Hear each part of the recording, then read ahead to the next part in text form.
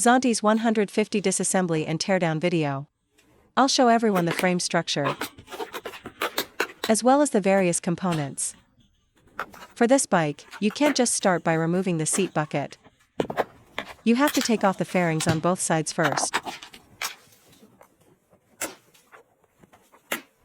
Pay attention to these hidden clips.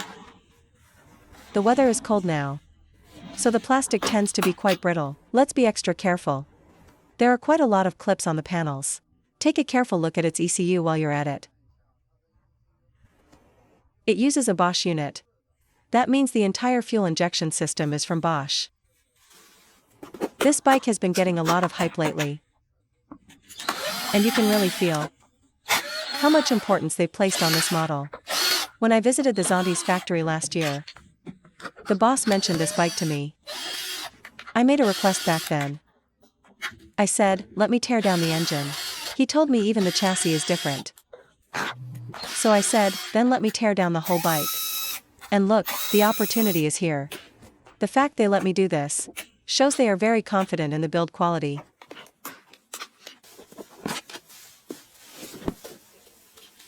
Here are the fuses, located right next to the battery. To remove the seat bucket, unplug the internal wiring first. Having a light in there definitely makes finding things at night much easier. Also, this air filter hose needs to be disconnected. Now the seat bucket can be lifted out. Let's look at this bucket first. The space is truly massive. It's rare to see such large storage in a 150 cubic centimeters scooter. Let me take some quick measurements with a ruler. Not counting the seat cushion's recess. The height is 31.5 centimeters. Now let's look at the longitudinal length. It's over 77 centimeters. And the maximum width is 33 centimeters. You can compare these specs with your own bike. One thing though, regarding this seat cushion, likely to maximize the bucket space, it doesn't have a damping hinge or a support strut. So at this stage, the seat will fall back down on its own after being lifted. I have already given this feedback to Zontes engineers.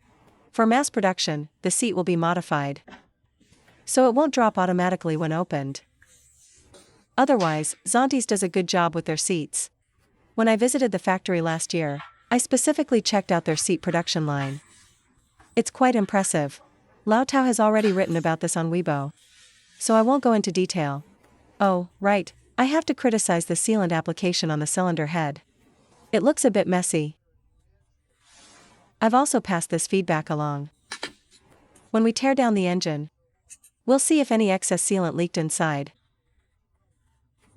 I'll leave that as a cliffhanger, since this bike is not yet in the final mass production stage, but a small batch assembly. Some things can still be improved. But don't worry, the engine parts are already the mass production version. I made sure to ask about that specifically. The top of the rear rack is aluminum, and the bottom is plastic, likely for weight reduction.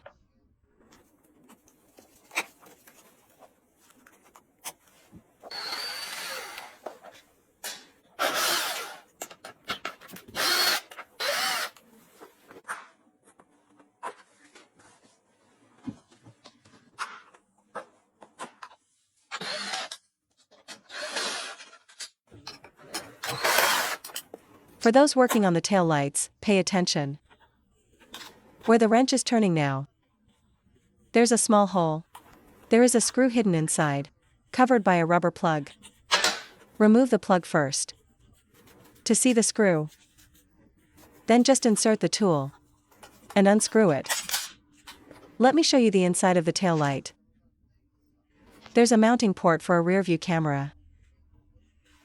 I expect Zontes might release an official mod kit later. It's also visible from the outside. So, that's the rear end of the bike. Next, let's look at the front. The two front side covers are easy to remove. They don't have screws. Just insert a pry bar and pop it outward. Once there's a gap, use your hand to pull it open. The wiring isn't messy at all. Every connector has a fixed position. This one below is a fuse. And above it is the body control module, BCM. I won't talk too much about the BCM. If you've watched my previous teardowns, you'll know. It's the commander of all electrical components. The panel on the left is removed the same way. There are quite a few clips, so be careful when prying them. There are mostly just connectors here. Nothing too complex.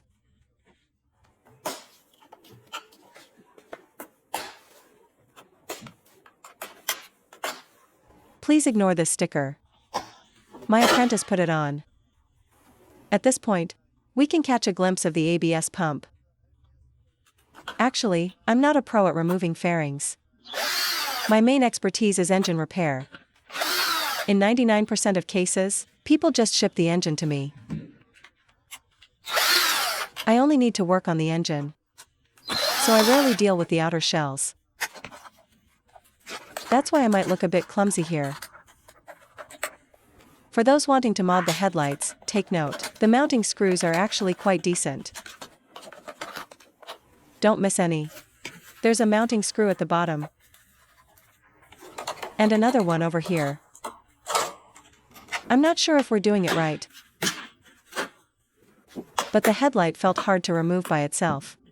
So we just took the two side panels and pulled the whole front assembly out together.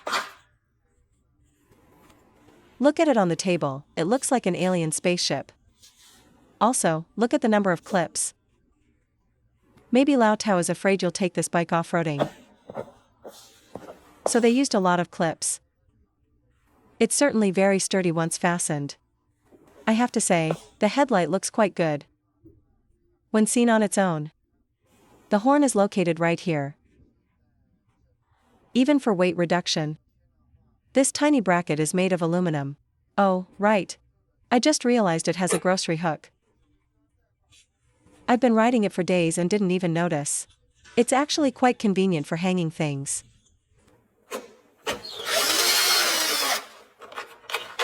A word of advice to prospective owners. If you lack experience with fairings, try not to disassemble it yourself. The fit is very tight and not easy to take apart. Our method might seem a bit brute force to you. Since it's your own bike, you'd obviously be more careful. This is a loaner, not ours. So we can just go for it. I doubt if I break something, Lao Tao would come after me, right? The main goal is to show you guys the internals, correct? The fuel cap is electronically operated. Some bikes have keyless ignition. But every time you refuel, you still have to take out a key. This is much more convenient.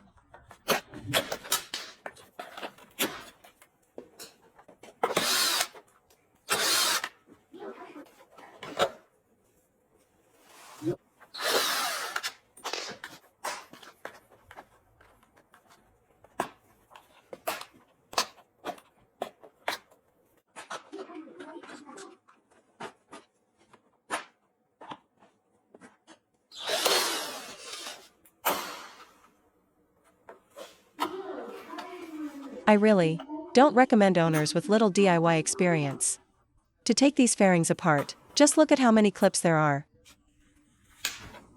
You can't really call this a flaw though.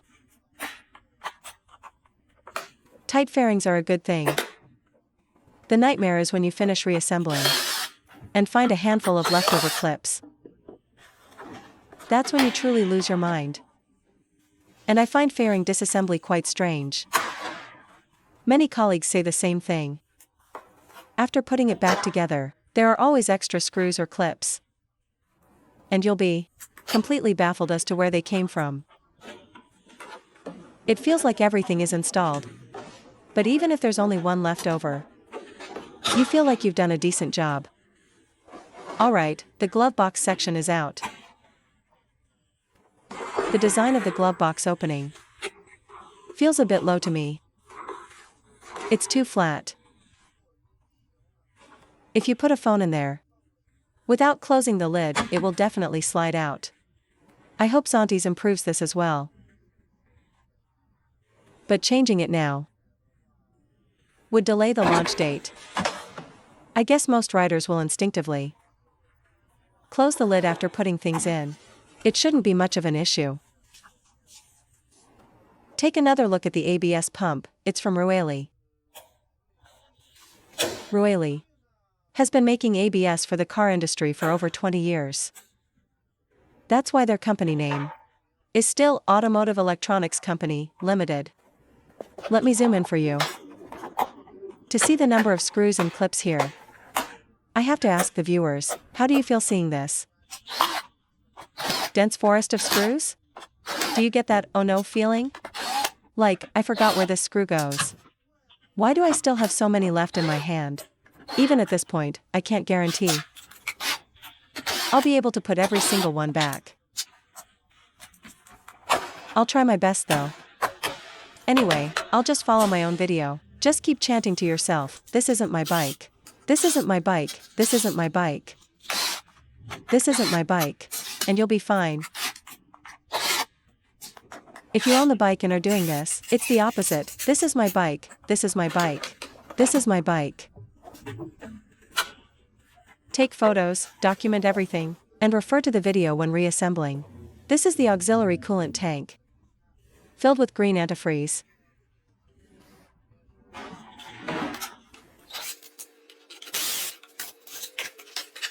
Alright, now. The entire frame is very easy to see. An aluminum alloy frame. Among 150 cubic centimeters scooters, whether domestic or imported. This is extremely rare. Now look at the steering head, with some reinforcement gussets here. Of course, some riders worry that an aluminum frame might snap. Lautau has published an explanation on this. From my perspective, think about this. On large displacement bikes, the engine is a stressed member of the frame. The aluminum section where the engine mounts to the frame, specifically behind the mounts, is actually about the same thickness as this frame. So, if an engine can act as part of the frame, then from a certain angle, using aluminum for the frame itself shouldn't cause problems so easily. This is the fuel tank. It's made of steel. Another point Lautau explained is the 60 km/h frame crash test. Some might ask, what if I ride at 70 or 80 km/h, or even faster? Actually, it's easy to understand. At those speeds, an aluminum frame might snap. But if a steel tube frame deforms, don't you have to replace it anyway? Even if you say it can be straightened, it will never feel quite right again. Notice some cross-bracing between the two frame halves. That's just the rear part. This hanger also counts. It's also aluminum alloy. This is what connects the frame and the engine. I haven't seen the rectifier yet. Oh, the rectifier is in this position. For those who love modding lights, pay attention here. If you mess up the wiring and burn the rectifier, this is where you find it. Also, there's another cross brace in this spot. I remember there was one more. Ah, yes, right here. Look inside, there's a cross brace here too. And another one in this position. To enhance the stability of the frame. Now that we're done with the frame, let's drop the engine.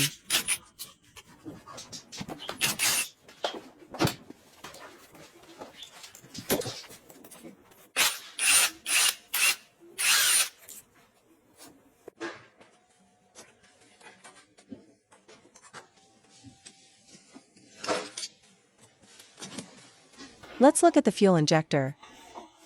The injector is also from Bosch.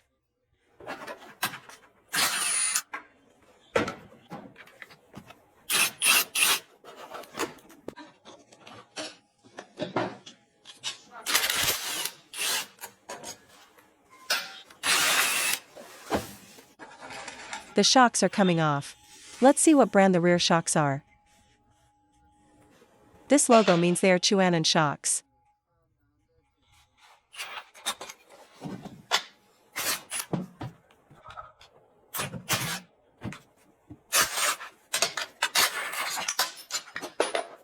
Now let's check the brand of the oxygen sensor.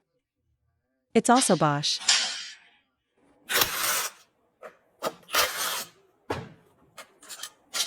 This is the ABS sensor. Alright. The engine is finally about to come out. One last pull. And the engine is out. To make the engine teardown easier, the rear wheel needs to be removed first.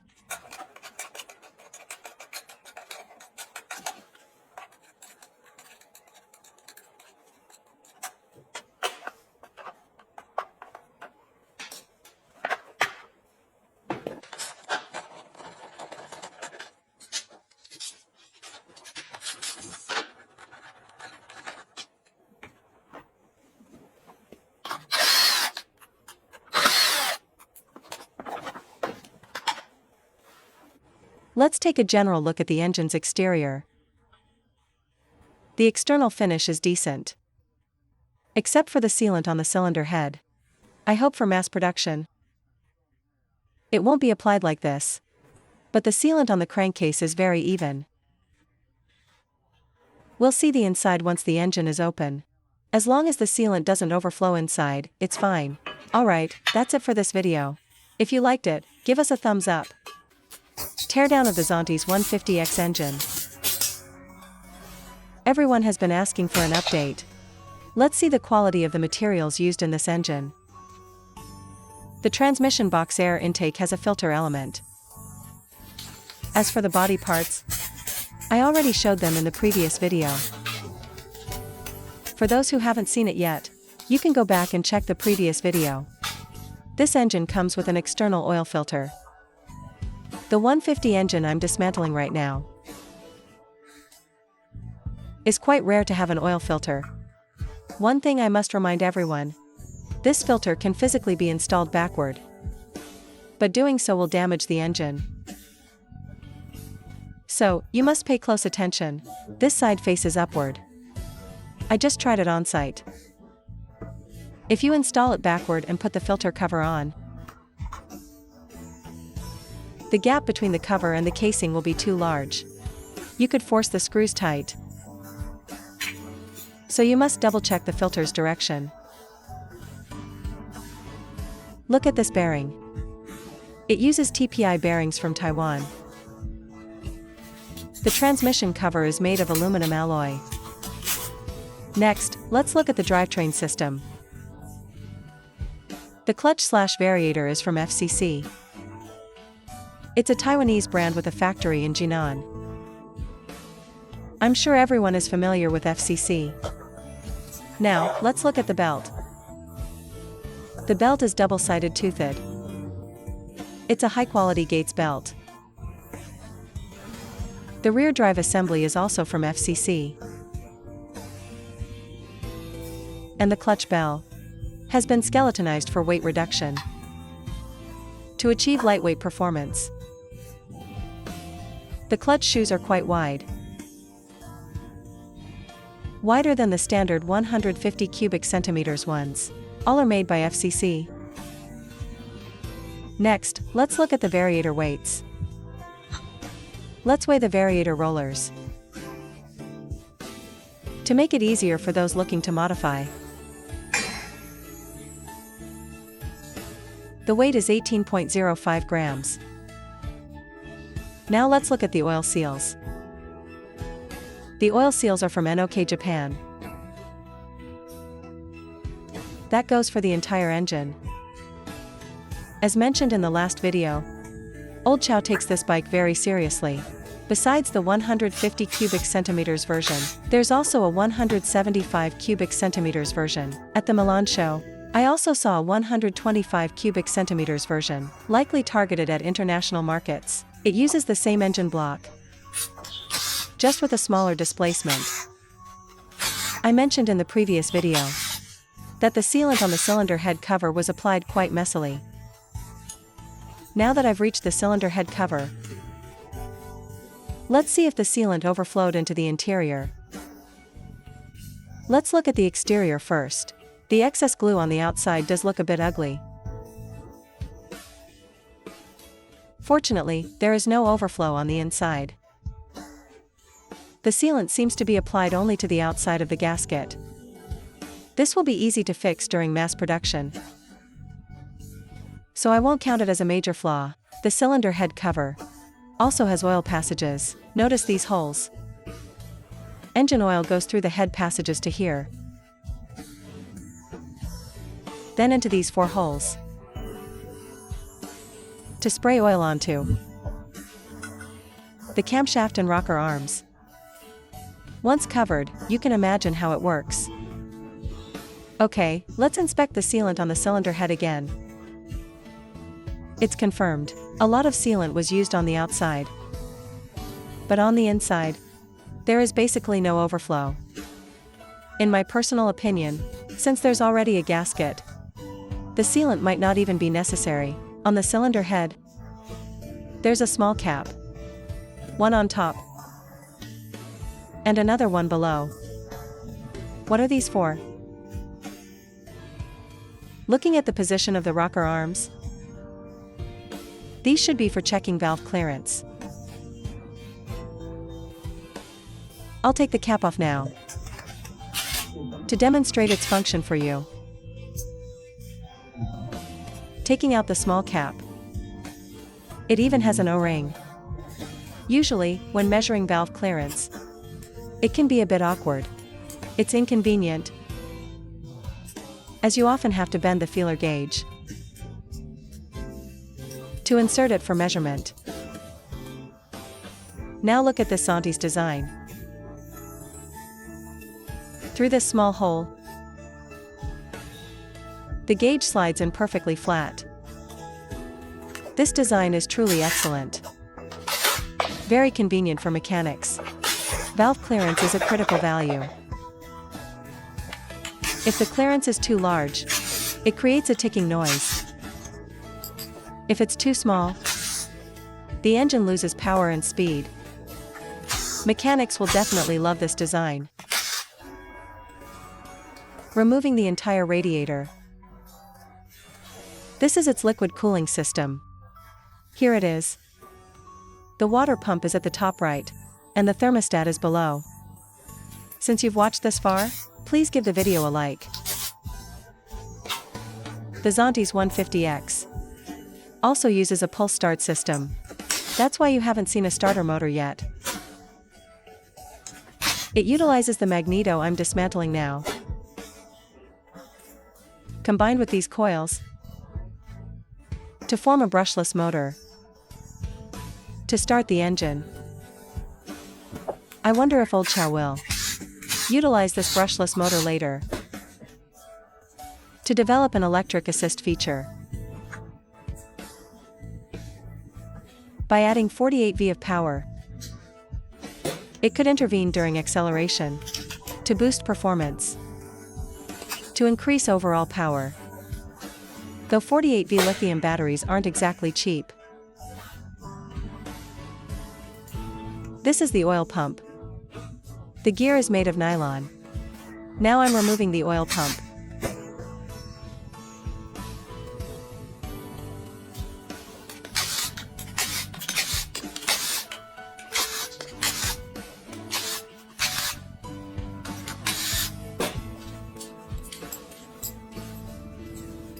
Next, I'll start dismantling the cylinder head. There's a lot more to see here. From here, you can see the head structure. It's a single camshaft, 4-valve setup. The timing chain is a 2x3 layout. Now removing the chain tensioner.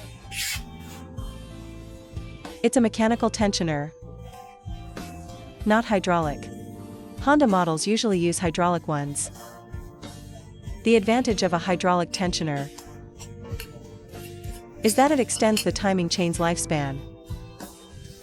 The downside is it's slightly noisier. That's why many people convert hydraulic ones to mechanical. Look at the exhaust rocker arm. It uses a DLC, diamond-like carbon, coating, because the exhaust side operates in harsh conditions.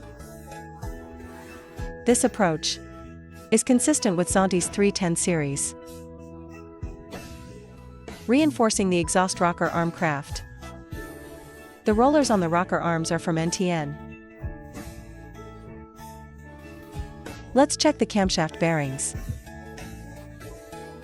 They are TPI bearings from Taiwan. The manufacturing origin is Indonesia. Take a look at the 4 valves. For this cylinder head, Old Chow produces them in-house, including the cylinder block. It's a ceramic-plated cylinder. Let me shine a light to show you how bright the cross-hatching is. I'm sure everyone prefers ceramic cylinders. Old Chow really invested heavily here. Now, let me grab a screwdriver. I'll give it a scratch, to prove this is a genuine SATA screwdriver. Not some cheap brand.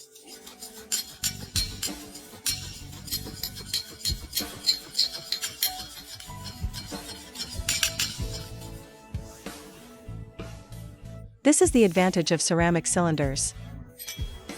Extreme wear resistance. If this were a cast iron cylinder, it would have been scratched up long ago. Now look at the piston. Ah, he really didn't hold back, it's a forged piston. Made by Shandong Zhengtian. The piston is very light. Let's check the piston rings. The first ring uses East Asia's DLC process. Top tier quality. The second ring uses the PVC process. The oil ring also uses the DLC process. I must weigh this piston. It's engineered to be very light. Only 88.85 grams. I remember the Honda 150 cubic centimeters weighed in at 108 grams when I dismantled it. This one is much lighter. A lighter piston means less reciprocating inertia. All other parameters being equal, a lighter piston results in lower vibration. Of course, vibration depends on other factors too. The piston crown has a micro-arc oxidation treatment. For durability, the piston skirt is coated with graphite. You should have seen it just now. Check out the timing chain. It's a did silent chain from Japan. Now we can split the crankcase. It seems Old Chow really likes aluminum. Even this small radiator bracket is made of aluminum. Alright, splitting the crankcase. It doesn't have a balance shaft, so you'll only see the crankshaft inside. Wow, no burrs on the crankcase. The surface finish is very clean. The crankshaft bearings are the same type as the Honda 150. No need for a detailed intro here. Let's check the bearing brand. It uses FAG bearings from Germany, specifically produced in India. Now you can see it clearly, right?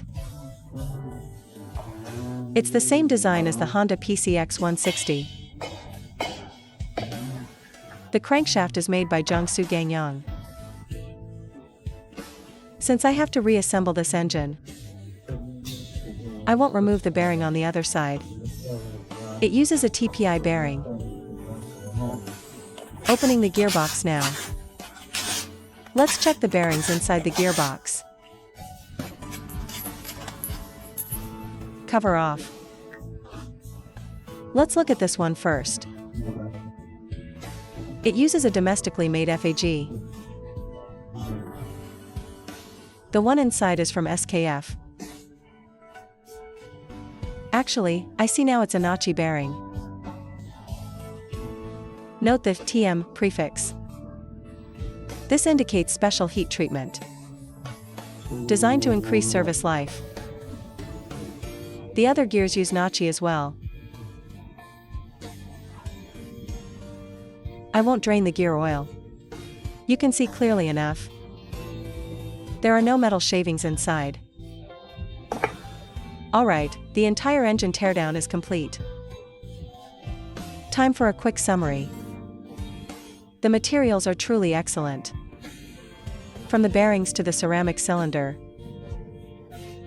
and the forged piston, then the DLC exhaust valve process, the Gates belt, the FCC drivetrain, and the DID timing chain. Even though the 150 cubic centimeters is a commuter model, when it comes to engine materials, Old Chow didn't lower the parts standards just because it's a commuter bike. In the current industry, commuter bikes rarely get such high-quality materials. Kudos to Old Chow for this.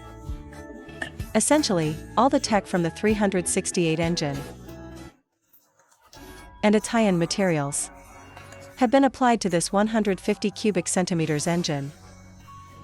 This is really impressive. The quality is undeniable. People might say I'm being paid to say this, but look at the teardown. The materials are right there in front of you. These are objective facts. If you have doubts, you can buy one and dismantle it yourself for comparison. Now I have to put this engine back together. The bike still needs to be ridden. Thanks for watching, see you next time.